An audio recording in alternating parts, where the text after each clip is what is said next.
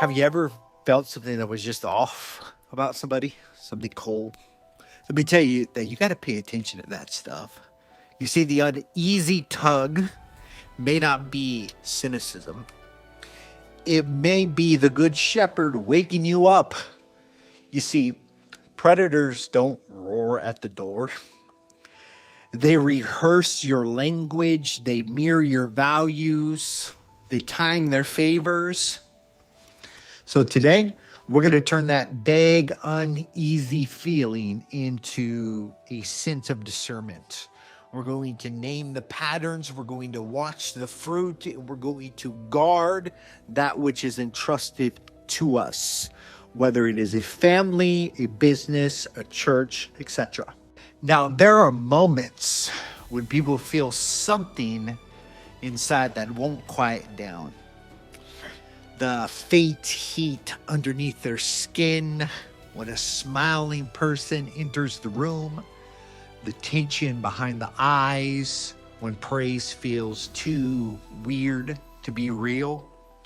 But you keep dismissing it because there is work to do, there's people to serve, and you want to be noble or hopeful or kind. You don't want to be suspicious. But what if that cynicism isn't cynicism at all? And what if it's the Spirit of God alerting you to the wolves that are trying to operate inside of you or outside of you? You see, the scriptures never flatter us with a safe world. And predators rarely announce themselves. They arrive with polish and with timing. I'm here to help, to bless, and to build. Yet their patterns betray them. You see, darkness always reveals its true color, and you can track it by the wake that it leaves behind them. Welcome to the Supernatural Bible. So, you are a leader of something, and you shape culture where you stand. And you keep watch for people who don't know that they need watching. You see, my role today here is to walk beside you until that vagueness and that uneasy feeling becomes a sense of strong, powerful discernment. Not guesswork, not suspicion, but discernment that is willing to name the patterns, resist the manipulation, and keep faithful boundaries over your heart and over your house. Let me tell you something, that Jesus did not leave us guessing. He said, beware of false prophets. They come to you in sheep's clothing, but inwardly they are ravenous wolves. And he said, by their fruit, you will know them. Now, let me tell you, that is clear cut. That is not confusion. He's saying, look at the pattern because the fruit is public, it is visible, and it is testable over time. Now, I want you to accept this simple point, that there are wolves. Now, some of us have lived sheltered lives, and we've heard stories, but we've never experienced them. And other people are carrying scars and know that evil can sit under lights and sing the right songs and tell the right stories. Now, scriptures bring us to this point. We are in a battlefield. We are told to put on the whole armor of God so we can stand against the evil day. From end to end, cover to cover, there is a thread through the Bible. Light and darkness, sheep and goats, truth from lies, wisdom from folly. The Bible calls people pigs, dogs, wolves, fools, goats. Now, these are not insults. They're warning labels to protect the naive and to steady the mature. Let me tell you why discernment matters, because wolves tear things into pieces. Jesus says, don't give what is holy to the dogs. Don't cast your pearls before pigs. At least they what? They trample them and they tear you to pieces. So discernment must be normal, not rare. Now ask the clear question, am I dealing with a wolf? When something tightens in your spirit while everything around you seems okay, it might be time to wake up. Now, I'm not here for you to label people quickly. I'm not here for you to hunt for monsters. Don't become suspicious by habit, but don't silence the gift of discernment that God is giving you.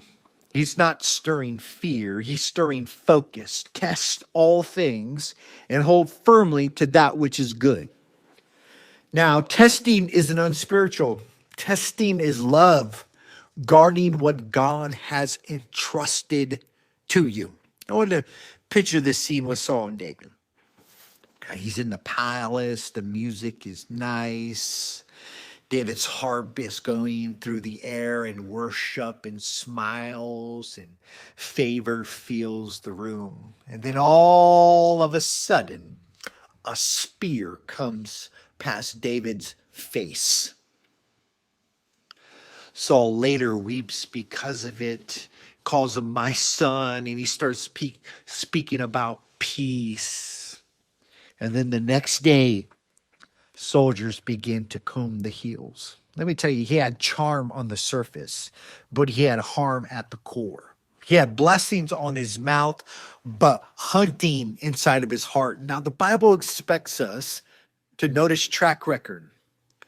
A leader who ignores track record gets outmaneuvered by a smile. You see, track record is the only thing that you can truly know very quickly.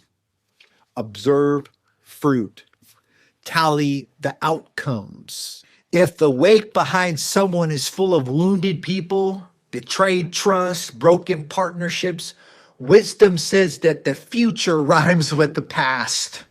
Now, change is possible, but discernment is responsible. Look more at actions than the mouth, more at behavior than what is being said. Jesus said, make the tree good and its fruit good, or the tree corrupt and the fruit corrupt. The tree is known by its fruit. You see, fruit takes time to develop. So give yourself permission to wait and watch, to gather the data without apology. You're not judging somebody's soul. You are just looking and noticing patterns and habits. You see, the wolf, he works in a cycle.